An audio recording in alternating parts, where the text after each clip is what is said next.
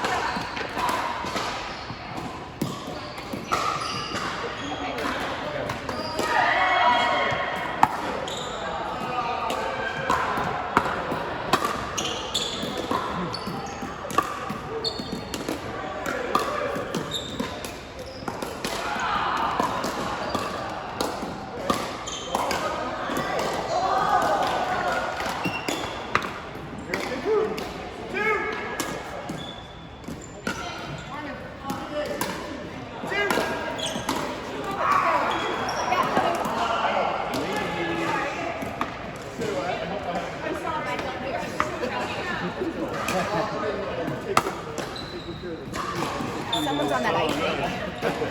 Yes. Right. Which one is that? 16. Only the newest the best. You're a bit of a techie, eh? No. No? So my, I just assumed with Tesla, oh. iPhone. That's all I'm going on. I mean, I would not consider myself a techie. Yeah, there we go. I've had a Google phone for You just got that phone? just now. Mostly because, yeah, my boss is like the biggest iPhone / Steve Jobs junkie there is. And so, for the longest time, he's been like, you have a Google phone, what are you doing? You do an iPhone. I'm like, he also wants me to work on a Mac. And I work in finance. So I'm like, no, Macs are terrible for anything financially related. So he constantly gives me a hard time. And then, again, he's kind of said it as a joke. We eventually did write a policy where for, like, we buy employees a beer needs to be a Mac. We used to just get a tech stipend to get, $2,000 to get a machine to help people work product. Which is a lot of PC. But then, like, when they had when Microsoft or just in general had that, whatever that outage was earlier this year, like Delta and all like that. Oh, yeah. Whatever. He's like, see, no one's affected because we don't have Macs, we don't have PCs. And then I'm over there like, now I wasn't affected at all, but again, that scared him. So anyway, I got promoted earlier this year. So now I'm the CFO. I was like, by the way, a really important part of your job is you need to have an iPhone. Yeah. You need an iPhone. He's like, I'm gonna get you on the Mac. So he's like, we'll do baby steps. So last time I was in Denver, beginning of October. He kind of said that. I was like, haha, whatever. And then, right before we go to Denver, he sends me a link to the new iPhone 16s that are out. He's like, which one do you want? And I was like, oh no, I'd probably go with the black one. He's like, good choice. I thought he was going to show up with an iPhone in hand. But after one of the meetings we broke, we had like dinner at 6. Almost like a little school child. He walked me over to the Apple store, watched me buy an iPhone. Pointed at it. Exactly. He wants this, he wants those AirPods, he wants... So, again, it does make some things easier. A lot of people are Apple users, so they've been complaining. It's been a green bubble, because that was the only thing. Oh, blue bubble. Now it's a blue bubble. But previously, all of our texts were green bubble. And they couldn't add me to like the whole person bird chat like the other day when things were closed. So, yes, anytime she sees me on the phone, hi, I'm on the iPhone. So, yeah. So, yeah, that's what I didn't like the. I'm nothing against Apple. I had an iPhone before I had a good phone. I just didn't like, at the time, now Google's doing it now too, of course, but I didn't like that Apple was doing like what Call of Duty was doing. It's like you can't put out a new game every year and expect me to pay $60. Or like, I don't need, you guys aren't upgrading the phone enough. You guys price $1,000 of a new phone every year.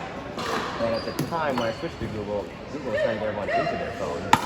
So that, and at the time I would argue that Google did have some better technology than Apple, specifically the camera, which is what I was wanting as I was going on tour with this phone. Like I wanted filming and photos and all that capability. I feel like their hardware was better than Apple's at that time. Now they're all the same. Well, I still think the iPhone is lacking. Well, maybe not the 16. I think the 16 caught it back up, but I think they've been behind for a minute. Yeah, I would argue that like Android, like Apple's trying to do cool stuff with all their own stuff and their watches and they have a lot of stuff, but I would argue that iPhones have been behind for actually quite a few years. So now Dave would argue that iPhone is the greatest thing that's ever been invented, and that's fine. But then use an iPhone. I don't have to use an iPhone. So it was this whole fiasco. No, if I didn't have a job and I had a phone, I would probably have a work. I just don't care. Right. So yeah, and then the Tesla is more of a. I'd always wanted an electric car, just kind of waiting. I don't know. How long have you had it? Had it for. I got it at the end of 22, end of 23. I feel like we've had it 2 years. I feel like Yeah, it's right 2 before our 3 years was ago, born. like there wasn't really, like who was competing? There was nothing in the space. Yeah. Right. Yeah. Like Tesla or gas. Yeah. Yeah, you had the Nissan Leaf, which Carolyn had at one point. And then, yeah, you had Tesla electric. Is that full? 5 years. But yeah, the Leaf is full electric, but it only had like 100 mile or 150 mile range. Yeah, I struggle. My dad's he's an architect, specifically like the green space. So he's all about conservation and energy renewal and sustainability. And so I've always been super interested in electric cars. But again, I'm not someone that buys a new car. So like the thought of that was mortifying. Yeah. So literally it took us 6 months, 8 months, maybe a year to even pull the trigger on that. So like, I'm not doing it. I can't do it. Every time like I build it and I'm like, yeah, exactly. It's the biggest waste of money. Yeah, and the only nice thing was Tesla at the time when we bought it was like I kind of got over that. That was when you could buy it and literally flip it. Like the wait times were 6 months in general, so it took a long time to make the purchase. And we ordered it in April. We didn't pick it up until November because after COVID delays and all that stuff. And so you could buy a Tesla for 60 and you could flip it for 75. So there were people that wanted one so badly. Couldn't get their hands on one. So I'm like, oh, these are going to go up in value. Now, of course, we bought it in November, and then January or February, Biden put in those like tax credits together, like reset them, and then Tesla dropped their price $10,000. We like immediately lost $10,000 in value. It wasn't the other way around. So like, again, but that can happen with any car. Like you said, it's like you can buy a new car, you're losing value, and then we had the other phenomenon where they dropped the price to hit Rivian and the Mustang Mach-E and all the other companies that started and come out. They're like, oh, hey, now we're going to undercut our own price. And we have the economies of scale at this point where you guys can't make money on it. You're not going to make money on a $50,000 car. We still can, you can't. Like, 'cause we made money at the $65,000 car. And I was like, well, that's brilliant. But I hate it as a consumer and as a recent purchaser of a Tesla. At the same time, I've always driven Prius Prii. I've had 3 or 4 in my life. I still have the one I had before the Tesla. Going from, Prius is nice too. It's like, I drove it again the other day. Jenica had the car. I was like, oh man, this car's pretty spiffy, but it's like, still like. I remember it being super loud. Like you could hear everything outside.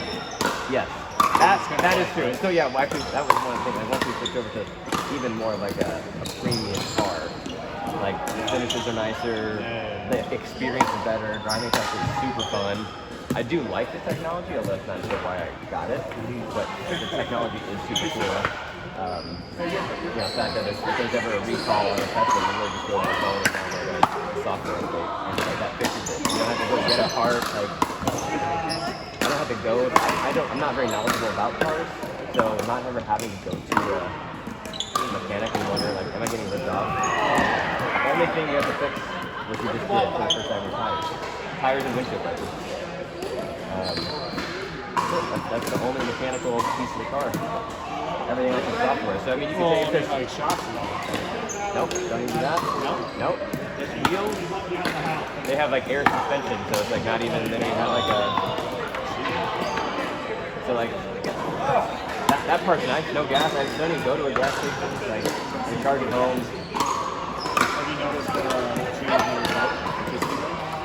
I'd have to really go back and look. I didn't. We probably drive a lot more than we want to. That's mostly because Sonic takes it to Beaverton every single day. I come down here and I drive home. She gets in the car, drives all the way to Beaverton. So we actually are driving more miles than we originally thought. The 330. And we actually kept the Prius because our family in Montana, we're like, when we do longer trips, we're not gonna take the Tesla. Like, there's no point. In fact, we haven't yet taken the Prius on a road trip. We've only taken the Tesla. It's because the experience, like the driving, the sound, the experience, the comfort, being able to put on full driving, and I don't know, like I can literally go and get Marlon a snack in the back seat and the car is just driving itself. Like all of a sudden it's safer, and yes, it does, you do have to stop, but you also have to stop for gas a little bit, but usually, like when I grew up, it was always, like, essentially, like a lot of times I drove New York to Chicago, which is like 13, 14 hours, I'd always do it straight through, and you would pull into a gas station, fill up, and you're back on the road. Like, you're in there for 5 minutes.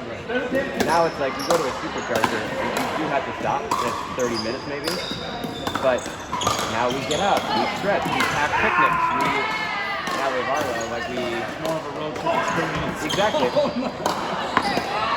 Just beams over my head.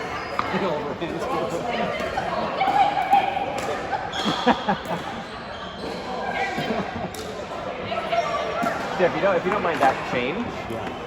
then it's fine. And again, as I'm not like a college kid that's like, oh, I'm gonna pound a bunch of Monster Energy drinks and take a road for 18 hours. It's like, it's actually nicer. It's like better probably for my body. It just adds, maybe you gotta stop twice. Like the 330 gets you, you know, I mean, we drove up to Vancouver, Canada. You could definitely get all the way there. So it's probably 4 to 5 hours. You know? So there's not a lot of places. Like we did something in Idaho. Like we made charge ups that when we get in the car on the way back, you don't have to charge up right away. But you got a good 4 hours of driving. And how many places? If you're driving 12 hours in a day, it's 2 charges. Do you think resales are like after someone's had a Tesla for That I'm a little worried about, but I hope, and granted I was talking to like one of my brother-in-laws, we worked at Tesla for a while in their service department, and then the guy that I was talking to eventually sold us to Tesla, and I knew someone else that was Tesla. I have like a lot of random people that work at Tesla in some capacity, but what's interesting is they, like right now is the first time they've even really changed the model. Like Prius, I had a 2009 Prius, I had a 2013 Prius, right now I have a 2017 Prius. Like every year, right now I'm touching on the 2025 Prius. They change enough where you feel like you need to update, like a phone, like a video game. Tesla hasn't changed their design. They're like, we don't want you coming back every year. There's no point. We're not changing anything. Everything that is new, we're pushing to your car currently in the software. Like, so right now they finally changed the design for the first time since like 2015. And it just streamlined people. Do you seem like apply that retroactively to all the older models? All of like software design, yes.